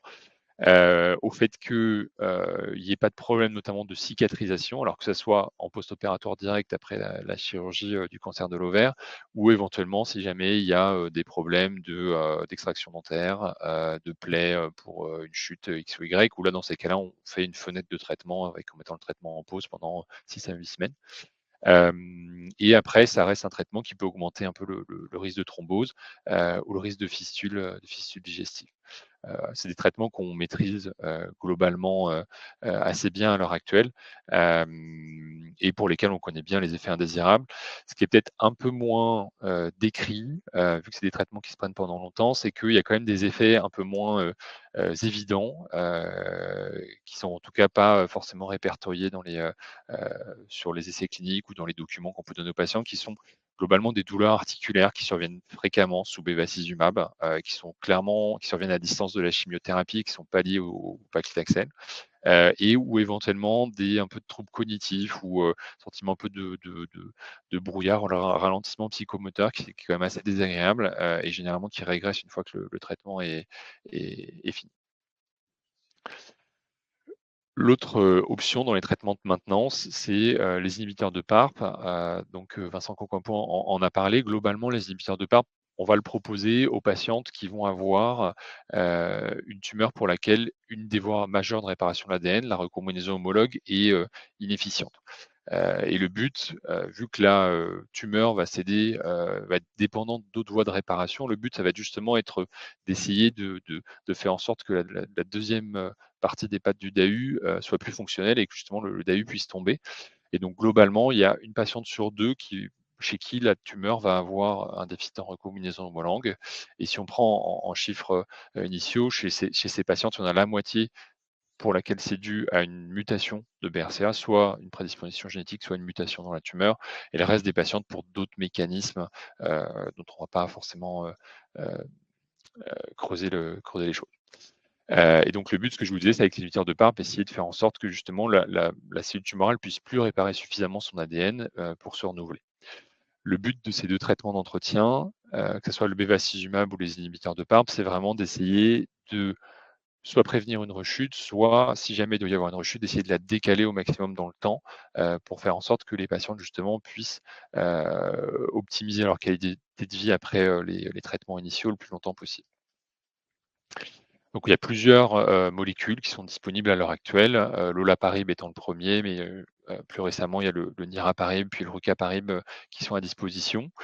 C'est possible d'associer ces traitements avec le bevacizumab en fonction des indications, notamment pour les patients chez qui il y a une maladie qui reste en place après la chirurgie ou sans chirurgie. Ça reste des traitements qui ne sont pas de la chimiothérapie, qui se prennent de manière orale, de manière quotidienne, mais qui vont quand même avoir des effets secondaires qui vont se rapprocher un peu de la chimiothérapie. Et c'est pour ça qu'on essaie de proposer de plus en plus aux patientes de ne pas les commencer trop tôt après la fin de la chimiothérapie, mais justement d'essayer d'attendre une récupération des globules blancs, plaquettes ou globules rouges qui soient relativement satisfaisantes pour permettre qu'il y ait moins de toxicité. Il peut y avoir des nausées qui sont plutôt présentes sur les premiers mois de traitement, mais qui généralement régressent sans qu'il y ait besoin forcément de prendre des traitements antinauséeux au long cours. Et ça reste des traitements pour lesquels on a un recul relativement suffisant à l'heure actuelle pour proposer un suivi infirmier spécifique, notamment sur les 3 premiers mois de traitement pour, on va dire, trouver un peu la dose suffisante pour qu'il n'y ait pas notamment de toxicité sur les plaquettes ou l'hémoglobine, qui sont des facteurs de modification du traitement et qui initialement pouvaient être des facteurs de transfusion, choses comme ça. Et il existe un risque qui est relativement faible de syndrome myélodysplasique qui est globalement bien adressé à l'heure actuelle et qui est un peu moins fort que ce qu'on aurait pu penser lors des premières années de prescription. Et donc ces deux traitements, effectivement, que ce soit les inhibiteurs de PARP ou le bevacizumab, peuvent soit se donner de manière concomitante, soit de manière indépendante, sachant qu'effectivement, le bevacizumab pourrait être proposé éventuellement si jamais la maladie rechute. Après, il y a certaines patientes pour lesquelles, effectivement, on peut ne pas proposer de traitement d'entretien, notamment quand il n'y a pas de recombinaison homologue déficiente sur les cellules tumorales et qu'il n'y a plus de maladie en place, donc plus d'intérêt à proposer un traitement par bevacizumab. On a souvent beaucoup de questions sur l'immunothérapie. Il n'y a pas à l'heure actuelle d'efficacité des immunothérapies dans le cancer de l'ovaire, que ce soit en monothérapie ou en association avec les autres types de traitements. Donc ça, c'était pour la prise en charge initiale. Après, on va dire ces blocs de traitement, il y a une surveillance qui est nécessaire parce qu'il y a un risque de rechute qui reste important.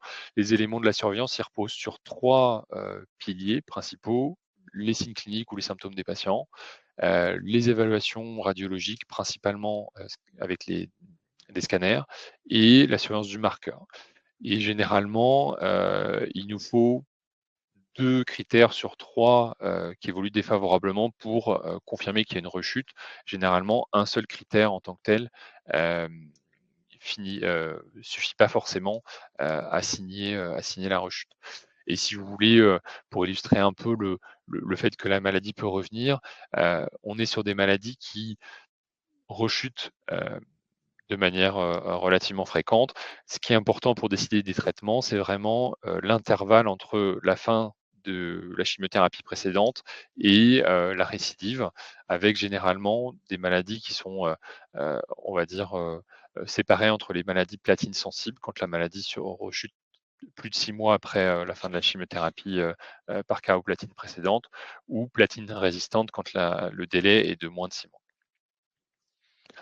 À partir de ce délai justement de plus ou moins 6 mois, va se poser la question pour les patientes chez qui la maladie est dite platine sensible, de savoir un petit peu ce qu'on leur repropose comme traitement. Et dans ces cas-là, le raisonnement, il rejoint un petit peu celui de la prise en charge initiale, avec la question de la chirurgie. Alors, ce qui, cette fois, est proposé soit d'emblée, soit éventuellement en clôture, après les 6 cycles de chimiothérapie.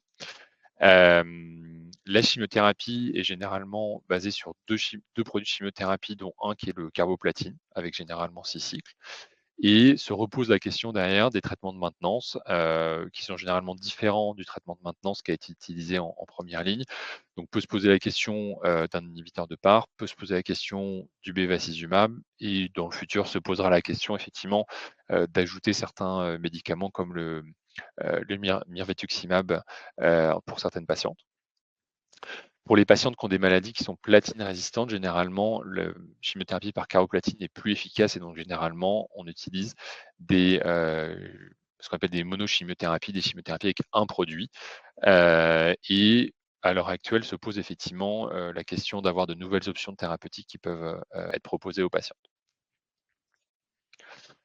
Et dans les différentes options thérapeutiques relativement récentes qui vont pouvoir être proposées aux patientes, il y a les anticorps conjugués avec le mirvetuximab qui va être on va dire le premier traitement de ce type qu'on va pouvoir proposer aux patientes avec un cancer de l'ovaire.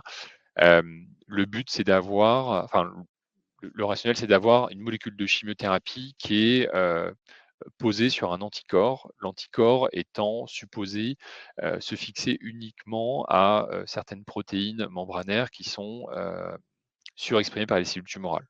Alors, ce n'est pas spécifique aux cellules tumorales, c'est des protéines qui sont aussi exprimées par des tissus normaux, ce qui explique notamment le profil de toxicité. Mais il faut avoir en tête que ça reste des traitements qui sont plus proches de la chimiothérapie que d'un traitement par anticorps monoclonal ciblé, comme peut l'être le bevacizumab. On le propose dans les cancers de l'ovaire aux patientes qui ont un marqueur qui s'appelle le récepteur des folates, qui est exprimé de manière suffisante à la surface des cellules tumorales, et ça représente environ 25%, enfin 25 à 30% des patientes qu'on peut voir en soins courants. Et à l'heure actuelle, on le propose aux patientes pour lesquelles la maladie est plus sensible à la chimiothérapie par platine, mais probablement que dans le futur, c'est des médicaments, alors celui-ci ou d'autres médicaments du même type, qui vont probablement être proposés en traitement d'entretien à des lignes plus précoces pour les patientes qui justement auront des molécules de ce type exprimées par leurs cellules tumorales. On va dire que le désavantage de ce type de produit, c'est qu'il y a une nécessité de sélection des patientes qui fait qu'on ne pourra pas proposer le traitement parce qu'il ne sera probablement pas efficace chez certaines patientes. Donc, il y aura une proportion de patientes qui ne pourra pas se voir proposer ce type de traitement. Et le deuxième problème, enfin, on va dire écueil, c'est qu'effectivement, l'analyse du biomarqueur va prendre du temps et que généralement, on est amené à proposer quand même une ligne de chimiothérapie, le temps d'avoir le résultat, parce que les prélèvements à l'heure actuelle sont envoyés dans des laboratoires centralisés qui ne sont pas forcément situés en France. Et donc, il y a un délai d'analyse qui est généralement de 6 à 8 semaines. Chez des patients symptomatiques, on n'a pas forcément le temps d'attendre d'avoir les résultats pour commencer un traitement. Des effets indésirables, donc je le dis, ça se rapproche de la chimiothérapie. Il y a des toxicités spécifiques avec notamment une toxicité ophtalmologique qui nécessite quand même que ça soit relativement bien encadré pour les équipes qui le prescriront, et un problème de neuropathie périphérique qui peut se poser après certaines injections. Et donc pour vous donner un peu certaines perspectives d'évolution des traitements, en gros, pour les patientes qui ont des maladies qui sont encore platine sensibles, les questions qui se posent à l'heure actuelle, c'est le timing et la place des traitements chirurgicaux, ou l'articulation des traitements chirurgicaux et de la chimiothérapie. Savoir est-ce qu'on les fait d'emblée, est-ce qu'on les fait au milieu de la chimiothérapie ou à la fin, comme ça peut être le cas en première ligne. Et derrière, il va y avoir une modification des traitements d'entretien ou des traitements de maintenance qui va être proposé, avec probablement l'apparition soit de nouveaux anticorps conjugués, soit de nouveaux inhibiteurs de PARP, pour les patientes qui ont des maladies platine résistantes, jusqu'à présent, on n'avait pas forcément beaucoup d'options de traitement à leur proposer, à part des traitements de chimiothérapie relativement classiques, mais qui avaient leur lot on va dire, d'effets indésirables. À l'heure actuelle, on a un peu une oasis dans le désert avec le mirvetuximab qui apparaît, mais derrière, ce qui risque d'être proposé aux patientes, c'est un peu l'apparition de nouvelles cibles thérapeutiques.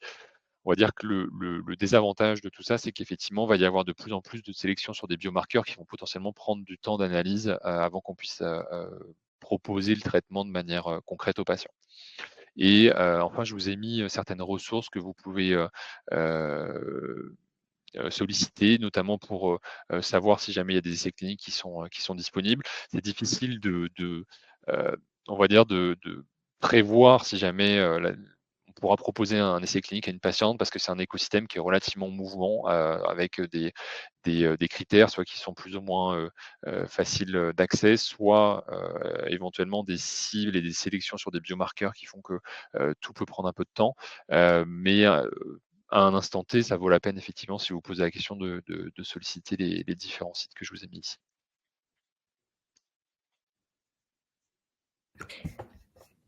Merci beaucoup. Alors, il y a eu pas mal de questions. Laure a répondu à quelques-unes. Laure, est-ce que tu veux en prendre une? On ne t'entend pas? Oui, pardon, j'ouvre mon micro. Donc, moi, j'avais quand même une première question. On voit que là, on a vraiment parlé de cette maladie cancer de l'ovaire. J'allais dire, j'aime beaucoup, Dr Las, votre image de la pièce avec son grosse balle et ses toutes petites balles, etc. Et donc, on voit que en fait, beaucoup de patientes vont pendant des années, finalement, être soignées et avec cette surveillance de cette maladie qui reste en fait dans le péritoine. On est d'accord? Et du coup, il y a deux questions. Est-ce que l'épiplomb que vous enlevez, est-ce que ça favorise une surveillance particulière ou j'allais dire, faire attention aux antibiotiques, aux infections, etc. Et après, est-ce que cette maladie, elle peut sortir et avoir des métastases ailleurs, comme on l'a, par exemple, dans un cancer du sein, du poumon, etc. Est-ce que c'est évalué, du coup, dans les mêmes suivis que ce que vous proposez? Voilà, ça, c'est premier niveau de question. Donc, du coup, je pense que pour l'épiplonge, c'est moi qui vais répondre. Donc, je suis contente pour mon image parce que c'était vraiment qui tout doux. Je me suis dit, soit c'est un peu bizarre, soit ça marche. L'épiplomb, c'est effectivement quelque chose qui a un peu un effet immunitaire comme les ganglions, mais pour le coup, c'est une fois qu'on l'enlève, il se passe rien du tout. Il se passe vraiment rien. On n'a pas besoin de mettre des antibiotiques. Ça ne se reconstitue pas. J'ai vu passer aussi dans les questions, est-ce que le péritoine se reconstitue? Non, ça se reconstitue pas. Mais c'est pas grave. Alors vous allez me dire si c'est là, c'est bien que ça sert à quelque chose. Oui, c'est vrai. Mais il y a quand même des organes avec lesquels on peut vivre de façon très correcte, sans conséquence, et le péritoine et l'épiplomb en font partie. Donc non, pas plus d'infection et non, pas de reconstitution. Et pour les métastases à distance, par contre, excusez-moi, c'était votre deuxième question, ça arrive. On a des métastases hépatiques, on peut avoir des métastases médiastinales, ganglionnaires, pulmonaires, on a vu osseux aussi, mais c'est quand même pas fréquent. Et c'est souvent à des stades un peu tardifs de la maladie. Mais c'est quand même pas fréquent. Clément, je parle aussi pareil sous ton contrôle, mais c'est vrai que c'est quand même pas le mode de dissémination privilégié du cancer de l'ovaire. Super. Eh ben, Hélène confirme, puisque ça fait 15 ans qu'elle vit sans épiplomb et qu'elle a aucun problème particulier. Donc voilà. Ensuite, il y avait pas mal de questions sur la combo qui vient d'avoir l'approbation de l'EMA il y a quelques jours, qui est le mirvetuximab et le Sora. Voilà. Je vous laisse. Ouais, alors en fait, c'est pas vraiment une combinaison, hein. C'est un médicament en tant que tel. C'est vraiment alors je suis peut-être passé rapidement dessus, mais c'est en gros un anticorps qui sont des grosses molécules sur lesquelles il y a une chimiothérapie qui est apposée. Et le but, c'est que l'anticorps, en fait, serve de transporteur pour d'apporter directement la chimiothérapie aux cellules tumorales, sachant que c'est des chimiothérapies généralement qui sont quand même assez toxiques et qu'on ne pourrait pas, par exemple, passer par voie intraveineuse. Donc, en gros, le but, c'est qu'il y ait des petites doses de chimiothérapie, mais que ces petites doses de chimiothérapie, elles soient vraiment concentrées sur les cellules tumorales. Après, l'anticorps et la chimiothérapie sont détachés dans les cellules. Alors effectivement, le traitement va être accessible dans pas longtemps ou les quasiment déjà. Ce que j'ai essayé d'expliquer justement, c'est qu'en fait, le traitement est soumis à l'expression de certaines protéines sur les cellules tumorales. Donc il y a une phase de sélection des patientes qui va être fastidieuse et qui va générer de l'attente pour les patientes et pour les médecins aussi. Et on ne s'attend pas à voir les résultats sur l'expression du récepteur des folates tout de suite avant de prendre la décision de traitement. Donc, il y aura probablement des traitements de chimiothérapie standard qui seront proposés aux patientes en attendant d'avoir le résultat. Et après, ça va concerner une patiente sur 3. Donc, il y a beaucoup d'attentes. On va dire en termes de mise à disposition, mais il ne faut pas que ça occulte en tout cas le fait qu'on aura besoin quand même des traitements standards qui sont proposés à l'heure actuelle, et que la plupart des patientes de toute façon auront besoin de ces traitements, on va dire actuels à un moment ou à un autre de leur pathologie. Alors du coup, je vais rebondir là-dessus parce qu'il y a effectivement beaucoup de questions sur le besoin d'innovation thérapeutique dans le cancer de l'ovaire avancé. Et donc, comme vous le soulignez, il va falloir recaractériser pour certaines patientes qui ont une maladie qui maintenant évolue, par exemple. Donc, est-ce que vous pouvez nous préciser, avec le docteur Cocampo et vous-même, docteur Bonnet, finalement, si j'ai été prise en charge pour mon cancer de l'ovaire, j'ai suivi, on va dire, les traitements entre guillemets classiques que vous avez présentés, qui sont accessibles à tout aujourd'hui. À quel moment, en fait, il faut rebiopsier? Est-ce que c'est quelque chose qui est proposé partout? Est-ce qu'on en parle avec son médecin? On a des patientes qui nous écoutent qui sont suivies dans des centres tout à fait variés. Certains font de la recherche clinique et d'autres pas du tout.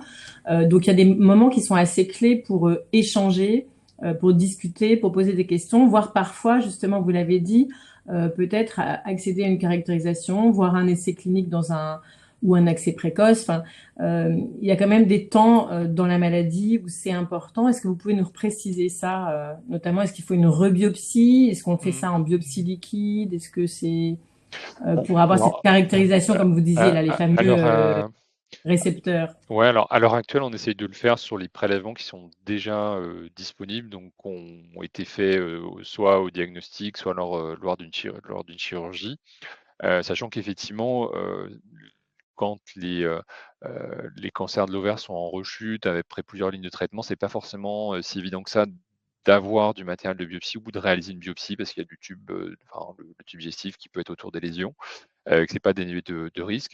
Donc autant que possible, c'est vrai qu'on essaie d'utiliser des prélèvements qui seraient déjà disponibles. Après, dans le cadre de certains essais cliniques ou si jamais le matériel disponible est soit épuisé parce qu'il y a déjà eu certaines analyses de fait, soit pas de qualité suffisante parce que parfois il n'y a pas assez de cellules tumorales sur la biopsie initiale, on peut être amené à proposer une nouvelle biopsie. Mais on le fait vraiment quand il y a un intérêt sur le fait de proposer ou pas un traitement. On ne fera pas de biopsie juste pour caractériser la maladie si jamais derrière on n'a pas de proposition thérapeutique pertinente à proposer. Ok, merci beaucoup. Et sachez donc que notre association avec Mon Réseau Cancer Gynéco, on participe à ces fameuses contributions pour la HAS pour essayer d'aider, on va dire, à accès précoce ou accès au remboursement des nouvelles thérapeutiques. Donc, on va suivre ce dossier avec particulièrement, ces dossiers, parce que là, on a pris cet exemple, mais vous avez parlé de HER2, etc. Il y aura peut-être d'autres propositions d'anticorps conjugués. Donc, on sera certainement amené à faire d'autres rencontres pour actualiser les informations partagées ce soir, mais qui étaient déjà très nombreuses et très pédagogiques. Merci beaucoup. Je vais laisser Oriane peut-être faire un dernier message, peut-être petit mot de la fin.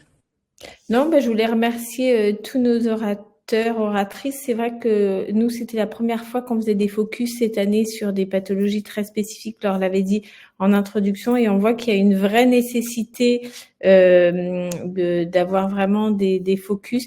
Merci donc à tous les trois pour votre disponibilité comme ça tard le soir après vos journées bien remplies. Merci à tous. J'ai mis le lien si vous pouvez prendre 2 minutes pour remplir le questionnaire, ça sera super pour qu'on puisse se préparer pour 2025. Je vous souhaite à toutes et tous une très bonne soirée. Merci encore. Merci beaucoup. Bonne soirée. Merci beaucoup. Bonne soirée. Au revoir.